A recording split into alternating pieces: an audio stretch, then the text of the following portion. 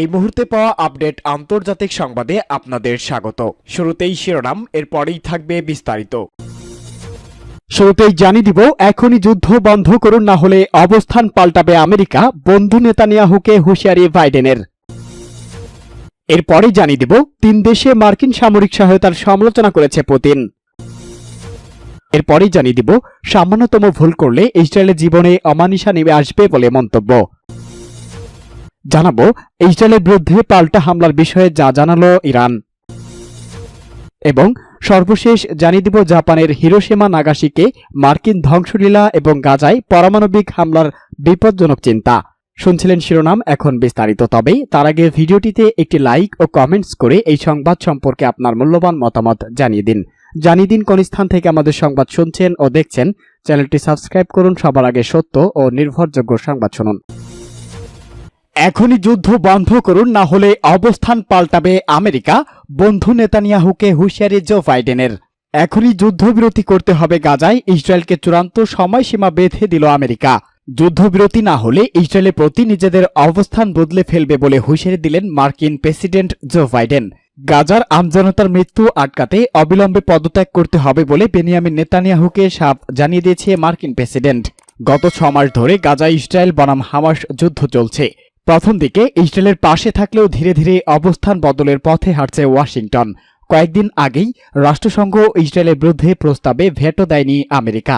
একাধিকবার ইসরায়েলকে বার্তা দেওয়া হয়েছে, গাজার আমজনতার উপরে হামলা বন্ধ করতে হবে। তবে বন্ধু আমেরিকার কথা কার্যত উড়িয়ে দিয়ে হামাসকে উচ্ছেদের অভিযানে অটল রয়েছে নেতানিয়াহু। এহেন পরিস্থিতিতে নেতানিয়াহুর সঙ্গে ফোনে কথা বলেছেন বাইডেন। প্রায় আধ ঘন্টা কথা হয় দুই রাষ্ট্রপ্রধানের মধ্যে। ওয়াশিংটনের বিবৃতিতে বলা হয়, ইসরায়েলকে সাফ জানিয়ে দেওয়া হয়েছে আমজনতার ক্ষয়ক্ষতি বন্ধ ও ত্রাণকর্মীদের নিরাপত্তার জন্য সুনির্দিষ্ট পদক্ষেপ করতে হবে। আমেরিকার এই বার্তার পরে তেল আবিব কি পদক্ষেপ নেবে সেটাই খতিয়ে দেখবেন আমেরিকার আধিকারিকরা। তারপরেই গাজা নিয়ে নিজেদের অবস্থান নির্ধারণ করবে আমেরিকা। তবে ওয়াশিংটনের আশা, এই বার্তার পরেই দ্রুত পদক্ষেপ গ্রহণ করবেন ইসরায়েল। 3 দেশে মার্কিন সামরিক সহায়তার সমালোচনায় পুতিন। ইউক্রেন, রাশিয়া ও তাইওয়ানকে $95 বিলিয়ন সামরিক সহায়তার প্যাকেজ অনুমোদনের আলোচনা এবং সমালোচনা করেছেন রাশিয়া। মার্কিন এই সামরিক সহায়তা বিশ্বব্যাপী সংকট আরও ঘনীভূত করবে বলে মন্তব্য করেছে মস্কো। খবর আল জাজিরার।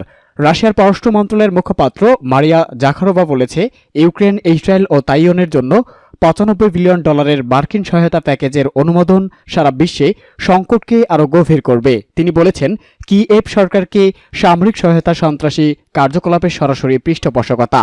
তাইওয়ানকে দেওয়া মানে হলো চীনের অভ্যন্তরীণ বিষয়ে হস্তক্ষেপ করা, আর ইসরায়েলকে দেওয়া মানে হলো সরাসরি উস্কানির পথে হাঁটা। এই সহায়তার কারণে মধ্যপ্রাচ্যে উত্তেজনা নজিরবিহীন হারে বৃদ্ধি পাবে।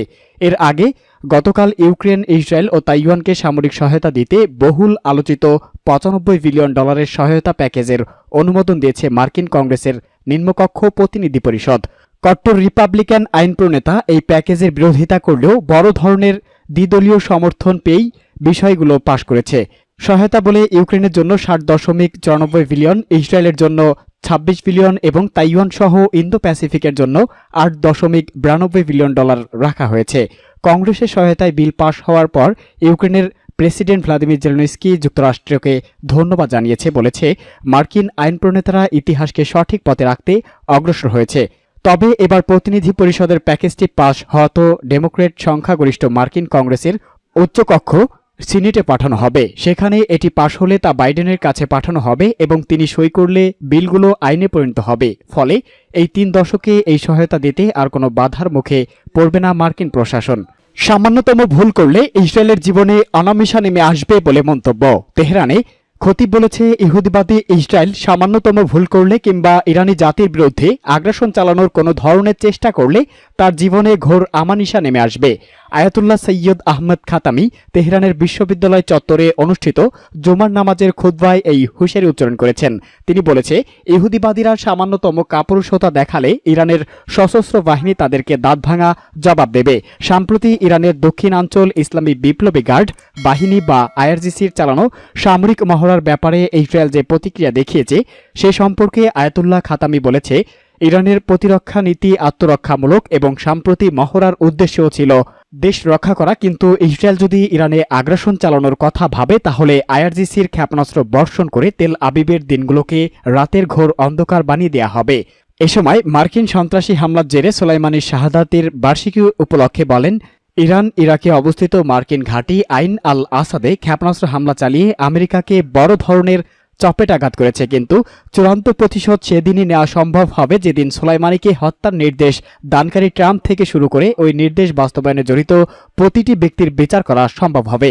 2020 সালের 3 জানুয়ারি ইরাকের রাজধানী বাগদাদে মার্কিন ড্রোন থেকে নিক্ষিপ্ত ক্ষেপণাস্ত্রের আঘাতে শহীদ হন ইরানের কুদস ফোর্সের তৎকালীন commander lieutenant colonel general Soleimani. ইরানের ইস্পাহান শহরে ইসরায়েলের ক্ষেপণাস্ত্র হামলার দাবিটি নাকচ করে দিয়েছে ইরান, জানিয়েছে ইরানে কোনো ক্ষেপণাস্ত্র হামলা হয়নি, তবে 3টি ড্রোন হামলা হয়েছিল, সেগুলো আকাশেই ধ্বংস করা হয়েছে। হামলার প্রতিশোধের বিষয়ে ইরান জানিয়েছে অবিলম্বে প্রতিশোধ নেওয়ার পরিকল্পনা নেই তাদের। ইসরায়েলের হামলার খবর প্রকাশের কয়েক ঘণ্টা পরে জ্যেষ্ঠ ইরানি কর্মকর্তার বরাত দিয়ে এক প্রতিবেদনে এই খবর জানিয়েছে বিবিসি। নাম প্রকাশ না করার শর্তে ওই ইরানি কর্মকর্তা বলেছে, এই ঘাঁটি যে বিদেশি কোনো উৎস থেকে হয়েছে তা নিশ্চিত করা সম্ভব হয়নি।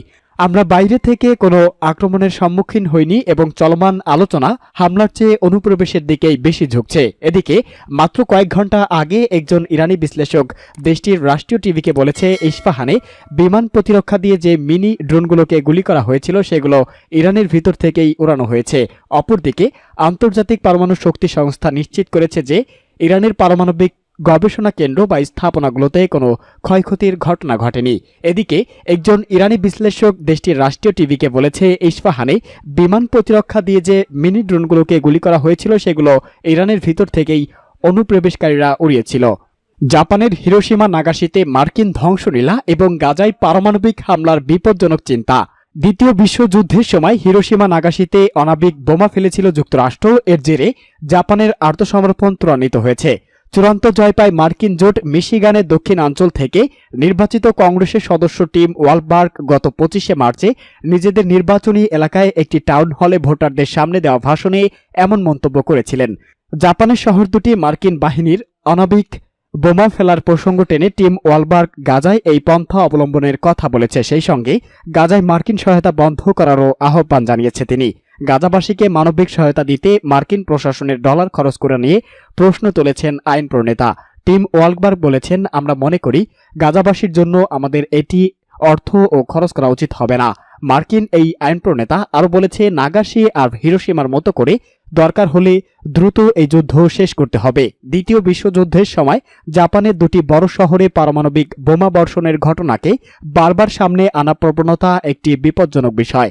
সেটা যে দলের পক্ষ থেকেই উত্থাপিত হোক না কেন, রিপাবলিকান আইন প্রণেতার এই ধরনের প্রকাশ্য বিবৃতি মার্কিন রাজনীতিবিদদের বিপজ্জনক চেতনারই প্রতিফলন।